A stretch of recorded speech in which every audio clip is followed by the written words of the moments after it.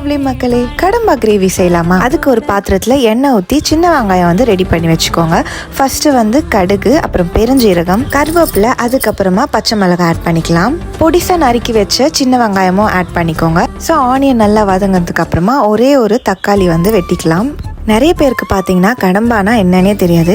இது பார்த்தீங்கன்னா ஒரு ஃபிஷ் டைப்பு தான், வந்து டேஸ்ட்டு சூப்பராக இருக்கும். ஆனால் ஸோ கூடவே வந்து இஞ்சி பூண்டு பேஸ்ட்டும் அதுக்கப்புறம் நறுக்கி வச்ச தக்காளியும் வந்து ஆட் பண்ணிக்கலாம். தென் மசாலாவுக்கு வீட்லேயே அரைச்ச மிளகாத்தூள், கரம் மசாலா, வெறும் மிளகாத்தூள், சால்ட் ஆட் பண்ணிவிட்டு கடம்பா வந்து சேர்த்துக்கலாம். இது குக் ஆகுறது தாங்க மேட்ரே. மசாலாவோட நல்லா மிக்ஸ் பண்ணதுக்கப்புறமா ஒரு கிளாஸ் தண்ணி ஃபுல்லாக ஊற்றிட்டு ஒரு 10 மினிட்ஸ் போல் வந்து நல்லா மூடி வச்சுக்கலாம்.